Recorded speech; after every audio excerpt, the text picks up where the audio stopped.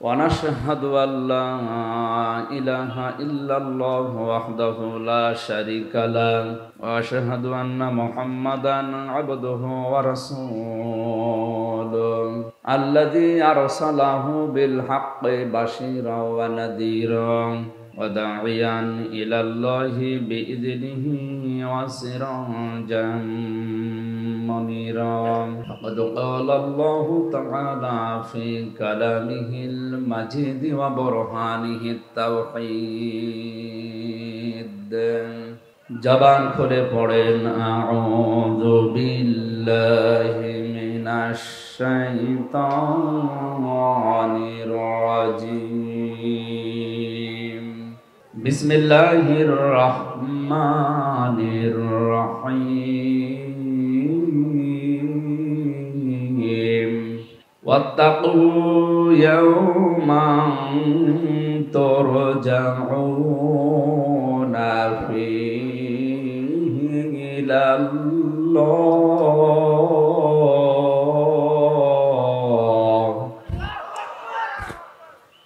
সুম্মা তুওয়াফা কুল্লু নাফসিন বিমা কাসাবাত ওয়া হুম লা ইউযলামুন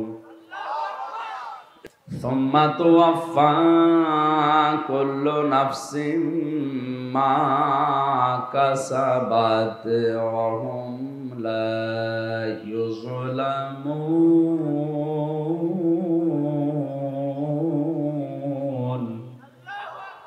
সাদাকতা ইয়া রব্বানা আন আবি উমামাতা রাদিয়াল্লাহু তাআলা আনহু ক্বাল ক্বালান নাবিয়্যু সাল্লাল্লাহু আলাইহি ওয়াসাল্লাম মান আহাব্বা লিল্লাহি ওয়া আবগাদা লিল্লাহি ওয়া আতাআ লিল্লাহি ওয়া মানাআ লিল্লাহি ফাকাদ ইসতাকমালাল ঈমান রাহু ইবনে মাজাহ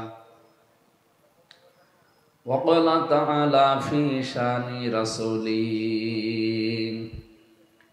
ইন্নাল্লাহা ওয়া মালাইকাতাহু ইউসাল্লুনা আলান নাবী ইয়া আইয়ুহাল্লাযীনা আমানু সাল্লু আলাইহি ওয়া সাল্লিমু তাসলিমা আল্লাহুম্মা সাল্লি আলা সাইয়্যিদিনা মাওলানা মুহাম্মদ। আলহামদুলিল্লাহ। বাংলাদেশের ঐতিহ্যবাহী জেলা চট্টগ্রাম বাঁশখালী থানার অন্তর্গত পৈছড়ি প্রেমবাজার সংলগ্ন পশ্চিম পার্শ্বে সপ্তম বাৎসরিক ঐতিহাসিক তাফসিরুল কোরআন মাহফিলের স্বনামধন্য সভাপতি জনাব মাওলানা AHM বদিউল আলম জিহাদি, আলহাজ মাওলানা মোশাররফ হুসাইন, অধ্যাপক মাওলানা জাকির হুসাইন, মাওলানা সুলাইমান সাহেব, আলেমদের হায়াতে তাজ্জেবা সিহাতে কুল্লিয়া কামনা করছি। সকলে বলেন আমিন। তাফসির পেশ করার জন্য এখানে যারা আসবেন, বিশেষ করে চট্টগ্রাম আন্দরকিল্লা শাহী জামে মসজিদের সম্মানিত খতিব আওলাদে রাসূল সাইয়্যিদ মাওলানা মোহাম্মদ আনোয়ার হোসেন তাহের জাবেরি আল মাদানী চট্টগ্রাম, আল্লামা তারেক মানোয়ার, আল্লামা কামরুল ইসলাম সাইদ আনসারি, ডক্টর আফাম খালিদ, মাওলানা মুফতি হাফিজুর রহমান জিহাদি, অধ্যাপক মাওলানা বুরহান উদ্দিন, মাওলানা মুহাদ্দিস জামাল উদ্দিন, মাওলানা হিফজুর রহমান, আলেমদের আশা এবং তাদের কথাগুলো সঠিকভাবে বলা আর আমাদেরকে আমল করার তৌফিক যেন আল্লাহ দান করেন, আমিন। মঞ্চে বসা ওলামা ইকরাম, সামনে বসা মুসলমান ভাইরা, পর্দার আড়ালের সম্মানিতা মা এবং বোনেরা, প্রাণ প্রিয় চট্টগ্রামবাসী, দল মত জাতি বর্ণ ধর্ম নির্বিশেষে কোরআনের অনুষ্ঠানে যারা এসেছি বলছি আলহামদুলিল্লাহ। হিন্দু ধর্মে 12 মাসে 13 পূজা হয়, আর আমাদের মুসলমানদের যে সমস্ত সংস্কৃতিগুলো আছে, আমাদের আনন্দের অনুষ্ঠান হয় বছরে মাত্র 2টা, ঈদুল আজহা, ঈদুল ফিতর। বাকি যে সমস্ত অনুষ্ঠানগুলো আছে আমরা সংস্কৃতি হিসাবে, ইসলামের ঐতিহ্য হিসাবে পালন করে থাকি। তার ভেতরে এই সমস্ত অনুষ্ঠানগুলো অন্যতম। এগুলো আছে এই জন্য এখনো মানুষ দিন ইসলাম জানতে পারছে, শুনতে পারছে, বুঝতে পারছে, কেউ কেউ আমলও করতে পারছে। এগুলো যদি একেবারে বন্ধ হয়ে যায়, আস্তে আস্তে আল্লাহ রসুলকে মানুষ ভুলে যাবে, শেষ পর্যন্ত বেঈমান হয়ে মরা লাগবে। সুতরাং আয়োজনের সাথে যারা সম্পৃক্ত, বিশেষ করে যুব সমাজ, আল্লাহ রাব্বুল আলামিন যে মায়েদেরকে পেটে নিয়েছেন, মায়ের পেট যেন খাদিজাতুল কুবরার মতো বানিয়ে দেন। ইসলামে যত অনুষ্ঠান আছে সব আগে ত্যাগ করা লাগে, এরপরে ভোগ করা লাগে। ইসলাম বাদ দিয়ে পৃথিবীতে যত অনুষ্ঠান আছে, যত দিবস পালন করা হয়, সবগুলোতে আগে ভোগ, এরপরে ত্যাগ করলেও আছে, না করলেও সমস্যা নেই। ঈদুল আজহা, ঈদুল ফিতর আমাদের সবচাইতে ধর্মীয় বড় অনুষ্ঠান। আপনি বলেন এই দুই ঈদে আপনি আগে খেয়ে আনন্দ করবেন, এটা জায়েজ নেই। ঈদুল আজহাতে আপনি আগে কোরবানি জবাই করে গোশত গরিবের পার্টিতে পাঠান, তারা খেয়ে আনন্দ করবে, হাসবে, তাদের হাসি দেখে আপনি আনন্দ করবেন। এটা ইসলাম নাকি? যদিও নিজের কোরবানি জবাই করে নিজের পরিবারস্থ লোক যদি বেশি থাকে, সব একা খাওয়াও জায়েজ আছে, অসুবিধা নেই। তারপরও ওটা সুন্নাত নিয়ম। কোরআনে সূরা হজের ভেতরে 3 ভাগ করার কথা আছে। ঈদুল ফিতরেও ঠিক এইভাবে আপনি একটা মাস রোজা রাখার পরে আনন্দ করবেন না, আগে সাদগা করেন, আগে ফিতর দেন। গরিব মানুষ সেমাই চিনি কিনবে, ওরা খাবে, হাসবে, ওদের হাসি দেখে, আনন্দ দেখে এরপরে আপনি আনন্দ করবেন। মানে মুসলমানদের যে অনুষ্ঠানগুলো, এগুলোতে আগে ত্যাগ, তারপরে ভোগ। কথা বলেন। এই দুইটা বাদ দিয়ে পৃথিবীর যত অনুষ্ঠান আপনি তাকান, আগে খাবো, আগে নেব।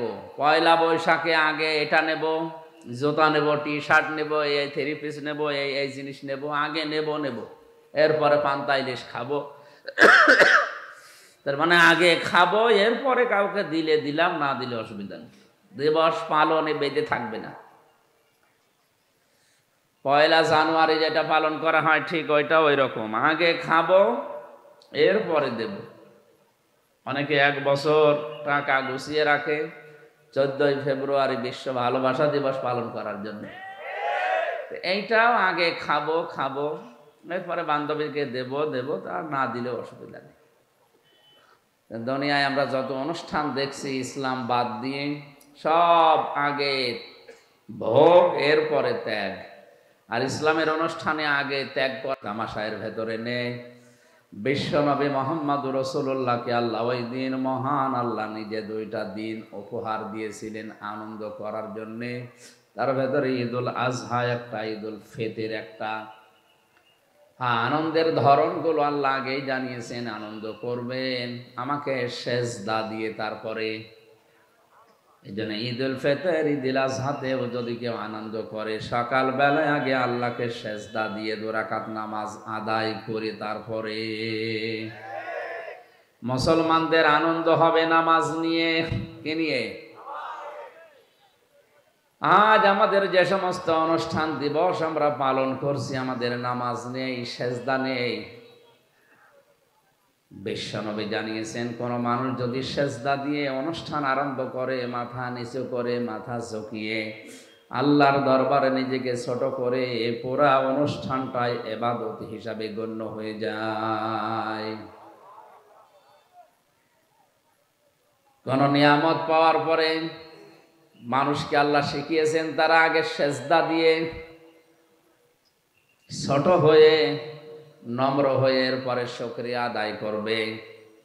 ওয়ালাকাদ আতাইনা লুকমানাল হিকমাতা আনিশকুর লিল্লাহ ওয়া মান ইয়াশকুর ফাইন্নামা ইয়াশকুরু লিনাফসি ওয়া মান কাফারা ফাইন্নাল্লাহা হুয়াল গনিয়্যুল হামিদ। সূরা লোকমানের 12 নম্বর আয়াতে আল্লাহ পাক বলেন, আমি লোকমানকে জ্ঞান দিয়েছিলাম, হিকমত শিক্ষা দিয়েছিলাম। আমার জ্ঞান হিকমত পাওয়ার পরে লোকমান আমি আল্লাহর শুকরিয়া আদায় করেছে। বলে জ্ঞান যারা পাবে, নিয়ামত যারা পাবে, তাদের উচিত আল্লাহর শুকরিয়া আদায় করা। আর আমরা নিয়ামত পাওয়ার পরে, জ্ঞান পাওয়ার পরে আল্লাহর শুকরিয়া তো দূরের কথা, আরো আল্লাহর বিরুদ্ধে উচ্চারণ করি। কথা বলেন ঠিক কিনা? মানুষের প্রতি আল্লাহ আশ্চর্য হয়ে কোরআনে ঘোষণা দিয়েছেন। আমার কাছে যতগুলো আয়াত আশ্চর্য মনে হয়েছে বেশি, তার ভেতরে এইটাও একটা। কাইফা তাকফুরুনা বিল্লাহি ওয়া কুনতুম আমওয়াতান ফাআহইয়াকুম সুম্মা ইউমীতুকুম সুম্মা ইউহয়ীকুম সুম্মা ইলাইনা তুরজাউন। সূরা বাকারার ভেতরে আছে, আল্লাহ পাক বলেন মানুষ কেমন করে আমি আল্লাহর সাথে কুফরি করে, নাফরমানি করে, আমারে মানতে চায় না। বালাগাত মানতে কে আছে? কাইফা শব্দটা ব্যবহার করা হয় এমন সেন্টেন্সের আগে যে কথা বলতে গেলে তার নিজেরও বিশ্বাস হয় না। যারা তাফসির জানে, তাফসির পড়ে, আলেমরা যারা আছে, কাইফা শব্দটা আল্লাহ পাক আয়াতের শুরুতে ব্যবহার করেছেন এই জন্যে পরবর্তী যে তিনটা কথা বলতে চান, এটা আল্লাহরও মনে হয় যে বিশ্বাস হচ্ছে না, যে না, মানুষ আমার নাফরমানি করে কি করে, আমার সাথে কুফরি করে, আমার সাথে নাশুকরিয়া করে, আমারে মানতে চায় না, আমার বিধান কেমন করে মানুষ এটা করে। হাল আতা আলাল ইনসানি হিনুম মিনাদ দাহরি লাম ইয়াকুন শাইআম মাযকুরা। মানুষের জীবনে কি এমন কোন সময় যায়নি যখন উল্লেখ করার মতো কিছুই ছিল না? একটা উল্লেখিত জীবনের জিনিস থেকে তাকে আমি উল্লেখ করার মতো একটা জায়গায় পৌঁছালাম। ফালিয়ানজুরিল ইনসানু মিম্মা খুলিকা মিম্মা ইন দাফিক ইয়াখরুজু মিন বাইনিস সুলবি ওয়াত তারাইব। আল্লাহ পাক বলেন মানুষকে নজর করে দেখে না কি জিনিস দিয়ে আমি তাকে বানালাম।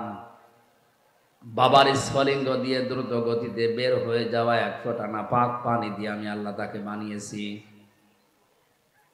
তাফসিরে মুফাসসির লিখেছে এমন একটা বেদামি পানি, এমন একটা কম দামি পানি বের হয় মানুষের শরীর থেকে, যেটা তামাম দুনিয়ার কোনো মার্কেটে 4 আনাও দাম নেই। আছে? কেউ ফিরে দিলেও নেয় না। এমন একটা নাপাক পানি মায়ের রেহেমের ভেতরে যাবার সময় বাবার স্ফলিঙ্গ থেকে দ্রুত গতিতে বের হওয়ার সঙ্গে সঙ্গে 40,000 মানুষ তৈরি হতে পারে এরকম রূহ এই নাপাক পানির ভেতরে থাকে। বিজ্ঞান প্রমাণ করছে এখান থেকে মায়ের জরায়ুতে ধাক্কা দিয়ে একেবারে ডিম্বাণু পর্যন্ত যেতে অনেকেই দেওয়ালের সাথে ধাক্কা খেয়ে পড়ে যায়, অনেকে পায়ের সাথে পা লেগে মনে করেন পড়ে যায়। শেষ পর্যন্ত কারো 1টা 2টা 5টা 7টা 13টা পর্যন্ত বাচ্চা টিকে থাকে। ক্যালিফোর্নিয়ায় এক মহিলা 13টা সন্তান জন্ম দিয়েছে। এটাই মনে হয় সর্বোচ্চ, এর উপর আর নেই। তা আমার জিহাদ ছিল, আমার পরিশ্রম ছিল, আমার প্রতিযোগিতা ছিল, সে একেবারে জন্মের শুরু থেকে। আমি আরম্ভ করলাম ওই জায়গা থেকে। মহান আল্লাহ আমাকে 40 দিনের ভেতরে একটা জমাট রক্তে পরিণত করলেন এই বীর্যটাকে।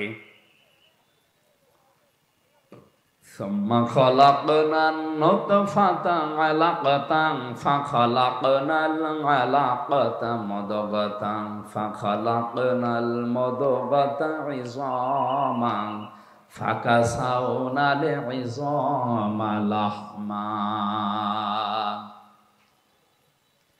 সুম্মা আনশা'নাহু খালকান আখারা ফাতাবারাকাল্লাহু আহসানুল খালিকিন।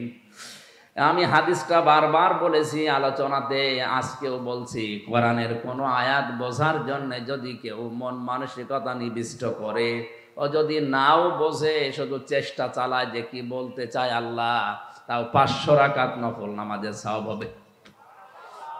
এই জন্য আরো অ্যাক্টিভ হওয়া লাগবে। চারিদিকে সব বন্ধ করে দেন, এদিকে ওদিকে তাকানো পর্যন্ত বন্ধ, গল্প করা তো দূরের কথা। 1 ঘন্টা এদিকে একটু খেয়াল করে সূরা বাকারার মাত্র একটা আয়াত আমরা পড়েছি, ওই আয়াতের তাফসীরুল কোরআন মাহফিলের হক আদায় করে চেষ্টা চালাবো। আল্লাহ যেন তৌফিক দেন, জোরে বলেন আমিন। এরকম মনে করতে পারছে না, সেই পরিবেশ নেই আজ। কাদের কারণে? আমি যতগুলো কারণ পেয়েছি তার অন্যতম কারণ হচ্ছে অধিকাংশ বাড়িতে তার বউ না। এই এলাকায় এখন এসব নেই। আর এই বউকে বারবার কান পড়া দেয় এর বড় মা আর ওর বড় বোন আর ওর আশপাশের ভাবি যারা আছে তারা বলে, আর কতদিন থাকবা, আলাদা হও, আরামে খেতে পারবা। এরকম কার কার বউকে দেয় একটু হাত তোলেন তো। ও, এই হাদিস মনে হয় এই এলাকায় বলা ঠিক হইল না, এটা আমাদের কুষ্টিয়ায় আছে।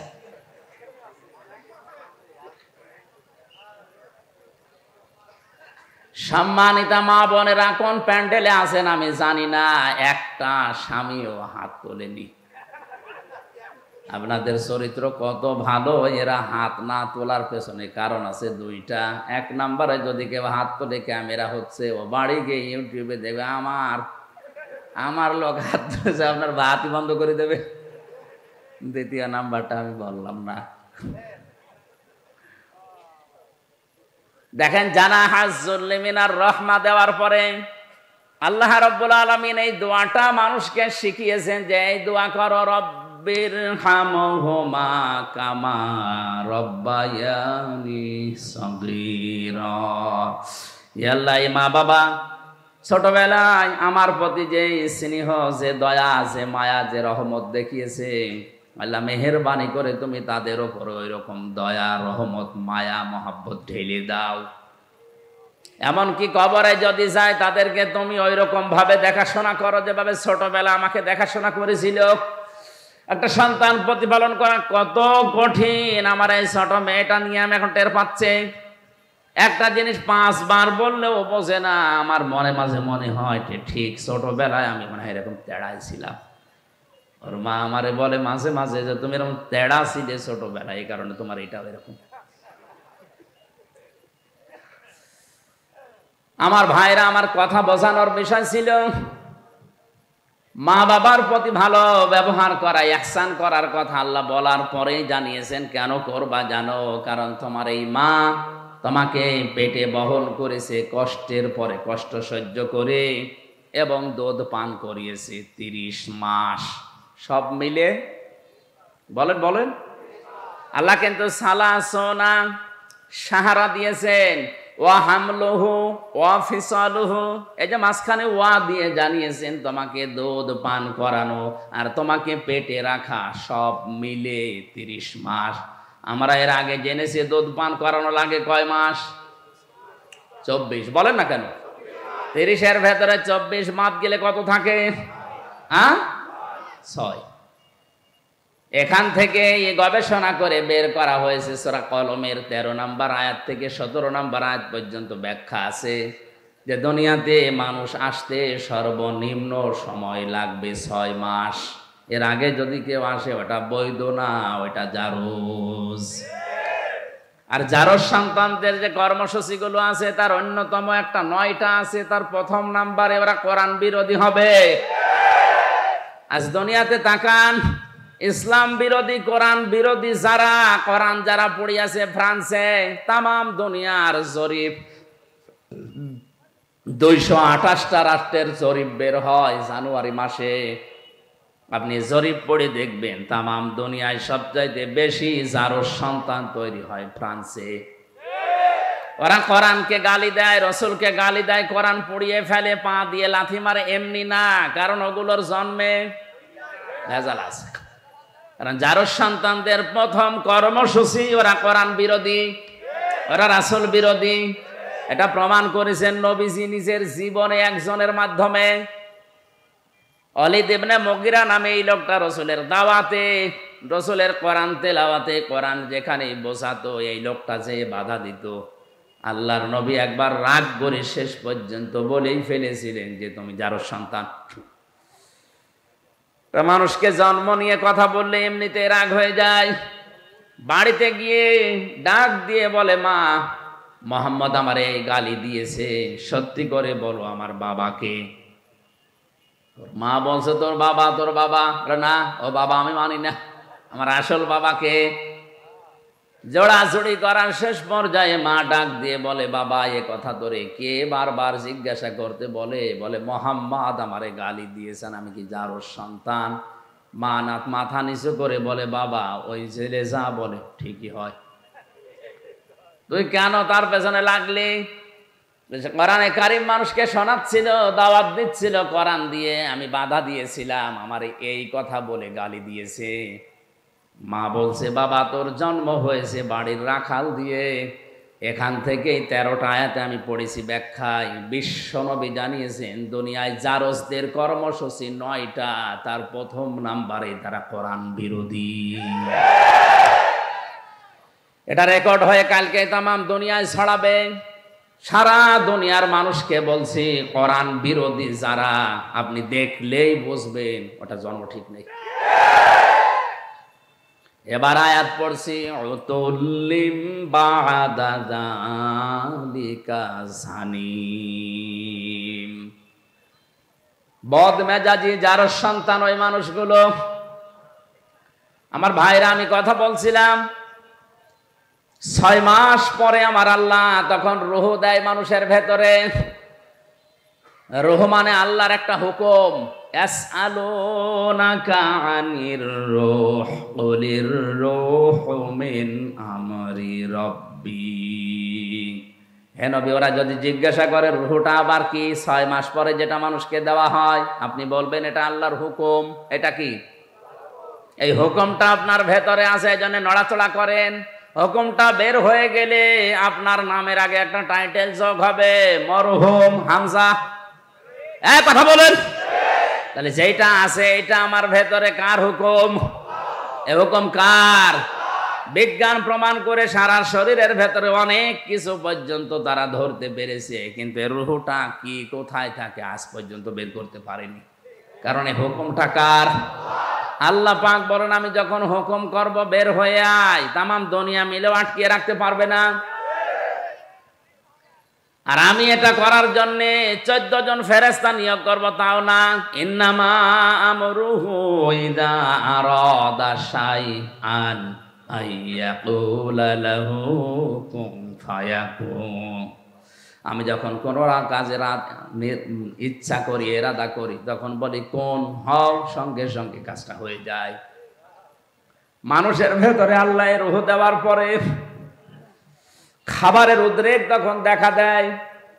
খাবারের প্রয়োজনে দুনিয়ার কোনো মানুষ সেখানে কিছুই পাঠাতে পারে না। আল্লাহ নিজের পক্ষ থেকে মায়ের মাসিক অংশ বন্ধ করে দিয়ে খাবারের ব্যবস্থা করেন। এমন একটা খাবারের ব্যবস্থা 6 মাস আগে গরম করে আল্লাহ রেখে দেন। দুনিয়ার বিজ্ঞান প্রমাণ করেছে এর ভেতরে আল্লাহ সব কিছু লুকিয়ে রেখেছেন। এই জন্য পৃথিবীর কোনো মানুষ যদি কিচ্ছু না খায়, জন্ম থেকে মৃত্যু পর্যন্ত শুধু দুধ খায়, তাও সে বেঁচে থাকতে পারবে।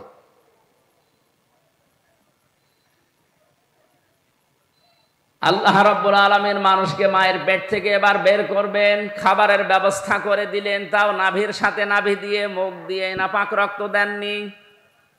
তাফসিরে মুফাসসির লিখেছেন নাপাক রক্তটা মুখ দিয়ে না দিয়ে নাভির সাথে দিয়েছেন। এই জন্যে দুনিয়ার মানুষকে আল্লাহ জানাতে চায়, বান্দা নাপাক জিনিসদের মুখ দিয়ে দিলাম না, দুনিয়ায় যে এই মুখটা দিয়ে আমি আল্লাহর কোরআন পড়বি, আমি আল্লাহর নামের জিকির করবি।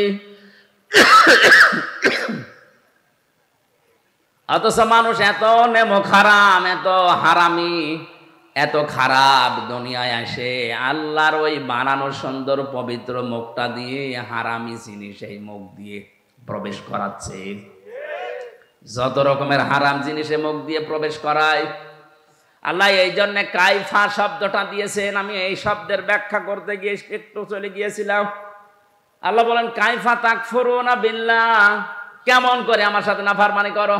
আমার তো বিশ্বাস হতে চাই না, কারণ যে পর্যায়ে ছিলে এখান থেকে এ পর্যন্ত আনতে কেউ ভূমিকা পালন করেনি। হ্যাঁ, তোমার মা বাবার দায়িত্ব ছিল শুধু বিছানায় থাকা, বাকি যা করার করেছে কি? এতটুকু আল্লাহ শেষ করেননি। আল্লাহ রাব্বুল আলামিন বলেন মানুষদেরকে আমি মায়ের পেট থেকে এবার আস্তে করে বের করে আনার জন্য ফেরেশতাদেরকে যারা নিয়োজিত আছে সিদ্ধান্ত দেই যে যাও, ওয়াল্লাযী আল্লাহু আখরাজাকুম মিন বুতুনি উম্মাহাতিকুম লা তা'লামুনা শাইআ। মায়ের পেট থেকে আস্তে করে আমি বাচ্চার আকারে বের করে আনি এমন অবস্থায় যখন সে কিছুই জানতো না। ওয়াজআলা লাকুমুস সামআ ওয়াল আবসারা ওয়াল আফইদা লাআল্লাকুম তাশকুরুন। শ্রবণ শক্তি, দর্শন শক্তি, বাক শক্তি, আকেল শক্তি, ঘ্রাণ শক্তি, এই পাঁচটা আমি আল্লাহ রব নামের কারণে মানুষকে দান করি। আল্লাহ কি করেন বলেন? বলেন, আল্লাহ আপনাকে দয়া করে দান করেছেন। এটা যদি আল্লাহ আমাদেরকে দান না করতো তাহলে আমি কানা হয়ে আসতাম। বলেন না কেন? আমি যদি শ্রবণ শক্তি না পেতাম তাহলে কালা হয়ে আসতাম। যদি দর্শন শক্তি না পেতাম তাহলে মানুষ আমারে কানা, অন্ধ বলে ডাকতো। যদি আমি আকেল শক্তি না পেতাম দুনিয়ায় আল্লাহ পাঠাতেন ঠিক, কিন্তু পাগল হয়ে আসতাম। ইয়াখরুজু মিন বাইনিস সুলবি ওয়াত তারাইব এই শব্দের ব্যাখ্যায় ডক্টর মরিস বোকাইলি আমি অনেকগুলো তাফসিরে পেয়েছি, কিন্তু এই জায়গায় যে উনি বিজ্ঞান, সায়েন্স এবং বাইবেল নিয়ে একটা বই লিখেছিলেন, ওখানে আয়াতের ব্যাখ্যা করতে গিয়ে সুন্দর একটা তথ্য দিয়েছেন। লিখেছেন মায়ের নাপাক পানির ভেতরে বাবার নাপাক পানি প্রবেশ করে আমার আল্লাহ 8টা জিনিস বানান। চুল, রগ, হাড় আর পর্দা, রক্ত, গোশত, চর্বি আর চামড়া। মায়ের ওই নাপাক জিনিস বাবার ওই নাপাক জিনিস দিয়ে 8টা জিনিস হয়। বিজ্ঞান এখন জানিয়েছে মানুষ তৈরি করার জন্য কমপক্ষে 13টা উপাদান লাগবে। কয়টা?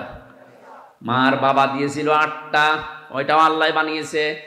আর আল্লাহ নিজের পক্ষ থেকে মানুষের ভেতরে আরো 5টা জিনিস স্পেশাল ভাবে দেয়। এটা কিছুক্ষণ আগে যেটা সূরা নাহলের 78 নম্বর আয়াতের শেষের দিকের অংশ দিয়ে বললাম, ওয়াজআলা লাকুমুস সামআ ওয়াল আবসারা ওয়াল আফইদা। এখানে 3টা আছে, আর সূরা নূরের ভেতরে আছে 2টা। এই 8, 5, 13টা জিনিস যখন এক হয়ে যায়, ফেরেশতারা জিজ্ঞাসা করে রব্বুল আলামিন এটাকে কি আমরা এখন ছেলে বানাবো না মেয়ে বানাবো? সিদ্ধান্ত দেওয়ার মালিক কে? এমন নাম যদি রাখেন যে নাম শুনলে কুকুরেও হাসে। একজনের নাম শুনেছিলাম কুকু, কি নাম? কুকু। খালেদা জিয়ার দ্বিতীয় ছেলের নাম কি? কো। কয়কার বাদ দিয়ে যদি শুধুমাত্র হর্ষকার দিয়ে দেন, এই কো, ওর দাদি যদি ডাক দেয় যার দাঁত নেই, কি বলে ডাকবে? কুকুর। বলবে কুকুর পানি নিয়ে আয়। বিশ্ববিদ্যালয়ে থাকাকালীন আমার এক স্যার গল্প বলছিলেন, এক লোকের নাম ছিল ফ্যান চাটা। লোকজন গরিব মানুষ, তাই জন্য ওই নামেই তারে ডাকে। ধনী হয়ে গেছে লোকটা, এখন টাকা পয়সার মালিক, চিন্তা করছে আমার এত কিছু হয়েছে কিন্তু নামটা হবে না। এলাকার মেম্বার, চেয়ারম্যান মানুষদেরকে ডাক দিয়ে গরু জবাই করে খাওয়িয়েছে। বলছে আমার নামের পরিবর্তন করবো আজকে। পোস্টার তো ছাপিয়েছে, এই পোস্টার এবার উদ্বোধন করবে চেয়ারম্যানকে দিয়ে। চেয়ারম্যান মাইক হাতে নিয়ে বলছে, ভাইরা আমার, বোনেরা আমার, লোকটা এতদিন গরিব ছিল, এই জন্য নামে সমস্যা ছিল না। কারণ গরিব মানুষের নাম হলেও হয়, না হলেও অসুবিধা নেই। আজকের টাকা পয়সা, অর্থ সম্পদ, সম্মানিত মানুষ আল্লাহ তাকে বানিয়েছে, আজকে নামের পরিবর্তন করতে চাই। আপনাদের সবাইকে খাওয়াইয়েছে, আমিও খেলাম, আজকে থেকে ওর নাম আমি পাল্টিয়ে দিলাম। ওর নাম এখন থেকে ফ্যান চাটা নয়, নাম হবে মধু চাটা। লোকটা মাইক হাতে নিয়ে বলছে, ভাইরা আমার গরু ছাগলও গেল, এলাকার মানুষ আমার বাড়িতে দাওয়াতও খেলো, আমার নামেরও পরিবর্তন হইলো, কিন্তু নাম থেকে ওই চাটাটা আর গেল না। আগে ছিলাম ফ্যান চাটা, এখন কি চাটা? এই জন্য আপনারা যারা গার্জিয়ান আছেন, মা বাবা বড় ভাই, তারা সন্তানের নামটা রাখবেন এমন ভাবে, অন্তত নামের প্রভাব যেন তার কর্মজীবনে পাওয়া যায়। আসাদ, আসাদ মানে কি? সিংহ। আসাদ মানে এর রাখেন আসাদুজ্জামান, জামানার সিংহ বড় হয়ে যেন ইসলামের সিংহ হতে পারে। আসাদুল ইসলাম শান্তির সিংহ, শক্তিশালী মজবুত। এরকম ইসলামের জন্য আমাদের সিংহ মার্কা পুরুষ দরকার আছে না নেই? নাম রেখে দিয়েছে বল্টু। এজন্য অর্থবোধক একটা নাম রাখা। 2 নম্বরে শুধু নাম রাখা না, তার পেছনে খরচ করা। একটা সন্তান প্রতিপালন করতে গিয়ে যদি কেউ খরচ করে সেই মেয়ের পেছনে, কিয়ামতের দিন ওই টাকা পয়সার হিসাব আল্লাহ নেবেন না। আপনার মেয়ের জন্য যদি একটা জামা কিনে দেন, স্যান্ডেল কিনে দেন, খেলনা কিনে দেন, মেয়ের লেখাপড়ার পেছনে, তার দিন এলেম শেখার পেছনে যত খরচ হবে ওই টাকাগুলোর হিসাব দেওয়া লাগবে না? তো অনেককে এখন খরচ করতে চায় না, জায়গা মতো অকাজে খরচ করে। 3 নম্বরে এই মেয়েটাকে শুধুমাত্র শিক্ষা দেওয়া, মানে টাকা পয়সা খরচ করে তার পেছনে বড় করা না, তার পেছনে দ্বীনের শিক্ষা দেওয়ার জন্য ব্যয় করার সামর্থ্য অনুযায়ী। বাংলাদেশ সহ আমাদের মুসলিম দেশগুলোতে এখন বিশেষ করে এই লাইনে যেগুলো আছে, এই লাইনের গুলো আমরা ইসলামী শিক্ষা পুরুষদের তুলনায় মেয়েদেরকে অনেক পিছিয়ে দিয়েছি। পুরুষের মাদ্রাসা বা ইসলামী লাইনের যে সমস্ত শিক্ষা প্রতিষ্ঠান অনেক বেশি হয়ে গেছে, মেয়েদের গুলো একেবারেই কম। অথচ একটা মানুষকে মানুষ বানাতে হলে সবচাইতে বেশি ভূমিকা পালন করে যিনি, তিনি মা। এখানে যারা এসেছেন আজকে থেকেই সিদ্ধান্ত নেবেন আপনার মেয়েকে আপনি ডাক্তার বানাবেন, ইঞ্জিনিয়ার বানাবেন, বিশ্ববিদ্যালয়ের শিক্ষক বানাবেন, কোনো অসুবিধা নেই। কিন্তু পাশাপাশি প্রথমেই তাকে আগে ইসলাম মানতে গিয়ে যা লাগে ওই শিক্ষাটা দিয়ে নেবেন।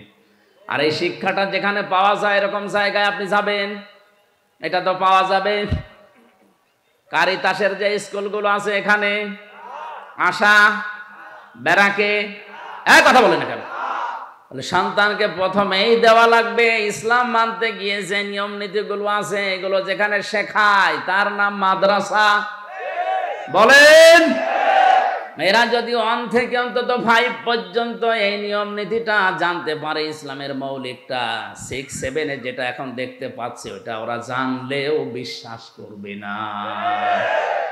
7 বইতে ইসলাম শিক্ষা দিয়েছে দুর্গাদের এভাবে সাজিয়ে পূজা করা হচ্ছে, এটা ইসলাম নয়। এরা 5 পর্যন্ত যদি ভেদটা শক্ত করতে পারে, 6, 7 যে দরকার হয় চ্যাপ্টার বাদ দেবে, তারপরও আল্লাহ বাদের দেবতাকে বিশ্বাস করবে না। মাথায় মগজ থাকলে আপনি বুঝেছেন। 4 নম্বরে একে এমন জায়গায় বিয়ে দেওয়া লাগবে পাত্র যেন সৎ হয়। আমরা অনেকে আছি এখন সন্তানকে বিয়ে দেওয়ার জন্য মা বাবার তুলনায় দেখা যাচ্ছে জিজ্ঞাসা করে ঘটক সাহেবকে যে আমার এই ছেলের এই যে জামাই বানাবো এর ওপরে কামাই আছে, তো একটা হারাম জায়গা দেখে যদি স্বতঃস্ফূর্ত ভাবে জেনে বুঝে কোনো সন্তানকে আপনি হাতে তুলে দেন, আল্লাহর কসম ওই মেয়েটা কোনোদিন শান্তিতে থাকবে না। গভীর রজনীতে আপনার জামাই আসবে ডাল খেয়ে, লাল পানি খেয়ে, ওই সংসারে শান্তি থাকবে? একটা ভ্যান চালকের সাথে বিয়ে দেন, তার চরিত্র যদি ভালো থাকে, 5 ওয়াক্ত নামাজ অন্তত পড়ে, কষ্ট হয় তার শরীরকে চালাতে, সংসার চালাতে, কিন্তু রাত 12টার সময় ও লাল পানি খেয়ে মদ খেয়ে ঘরে আসবে না। বহু ধনী ধনী মানুষের সাথে আমি মিশে দেখেছি, ওপরে ফিটফাট, ভেতরে সদরঘাট, শান্তি নেই। বাড়ি যায় রাত 1টার সময়, নিজের বউ বাদ দিয়ে অন্যের স্ত্রীর সাথে ফুর্তি করে বাড়ি গেছে, যে দেখে নিজের যুবতী মেয়ে পেট নিয়ে বসে আছে। কি গো, কার? আল্লাহ দিয়েছে। এজন্য শিক্ষা ব্যবস্থায় আমাদেরকে এমন ভাবে তৈরি করে দেওয়ার দরকার, প্রাথমিকটা যেন বড় হয়ে অন্তত উল্টা পাল্টা লাইনে যেতে না পারে। আমার ম্যাডাম তো ইসলামী বিশ্ববিদ্যালয় থেকে অনার্স মাস্টার্স করা, অথচ ওর সাথে অন্যান্য সাবজেক্টের অনেকেই বিয়ের আগেই বাচ্চা জন্ম দিয়েছে। জোরে বলেন নাউজুবিল্লাহ। এ দোষ শুধুমাত্র ওদের না, সন্তানকে যদি এভাবে ছোটবেলা থেকে অন্তত ইসলামের মৌলিকটা শিখিয়ে দিতে পারতেন, অবিশ্ববিদ্যালয় না অক্সফোর্ডে যাওয়ার পরে ওর শরীরকে হেফাজত করত। কিন্তু দিনটা এমন খারাপ আসতেছে সামনে, এমন পর্যায়ে আমরা পৌঁছিয়ে যাচ্ছি, এভাবে যদি ইসলামী শিক্ষা নিয়ে ষড়যন্ত্র হতেই থাকে আর শিক্ষা ব্যবস্থা যদি এভাবে চলতে চলতে আমাদের আয়ত্তের বাইরে চলে যায়, কিছুদিন পরে আপনার যুবক ছেলে মদ খাইয়ে আপনার বাড়িতে আসবে, আপনি কিছু বলতে পারবেন না। আপনার বিশ্ববিদ্যালয়ের পড়ুয়া মেয়ে পেট নিয়ে আসবে, আপনি কিছু বলতে পারবেন না। ইসলামের শিক্ষা দেওয়ার পাশাপাশি সন্তানদেরকে সৎ পাত্রে পাত্রস্থ করার তৌফিক আল্লাহ আমাদের দান করেন। এই চারটা কাজ যদি আমাদের গার্জিয়ানরা করি, অন্য কোনো আমল যদি আমাদের কম থাকে, একেবারে নাও থাকে, তাও অসুবিধা নেই, ফরজটা ঠিক রাখবেন। এর পাশাপাশি যে দায়িত্বগুলো নবীজি দিয়েছেন সন্তানের প্রতি, এগুলো থাকলে কিয়ামতের ময়দানে মহান আল্লাহ আমাদেরকে নবীজির সাথে পাশাপাশি জান্নাতে রাখবেন। জোরে বলেন আমিন। আমি কায়ফা শব্দের ব্যাখ্যা করতে গিয়ে এই সিটিপিটি কথা বলেছিলাম, যে মানুষের এই যে জন্ম থেকে শুরু করে পর্যন্ত আল্লাহ এগুলো আশ্চর্য হয়ে যায় যে নাফরমানি করে কি করি। এরপরে তোমাদেরকে আমি জীবন দিয়েছি, এরপরে মরণ দেব, আমার কাছে আবার ফিরে আসা লাগবে। আমাদের আনন্দের বিষয় আজকে থেকে আমরা নির্ধারিত করে নেব বা নিলাম, এখন থেকে মরণ পর্যন্ত আনন্দ হবে শুধুমাত্র কোরআনের সাথে সম্পর্ক আছে যেইটার, ওইটা নিয়ে। আজকের সম্পর্ক কিসের সাথে? আমির হামজার সাথে। আল্লাহ আমাদেরকে কোরআন নিয়ে আনন্দ করার তৌফিক দিন। আমি মনে হয় বেশি বলে ফেললাম, আজকে মাগরিবের সময় হয়ে যাচ্ছে, বারবার ওই কমিটি আরেক জায়গায় অনুষ্ঠান আছে তো কল দিচ্ছে। এই পাশে আর একটা মাহফিল আছে এশার পরে, মনে হয় নাকি 9টা 9:30টার দিকে, ওখানে দেখি শেষ করা যায় কিনা। আল্লাহুম্মা আমিন। বারাকাল্লাহু লানা ওয়া লাকুম ফিল কুরআনিল আযীম। আজকের এই মাহফিলে অনেক আশা নিয়ে আমরা এসেছিলাম, যে আশা নিয়ে এসেছে আমাদের জায়েজ আশাগুলো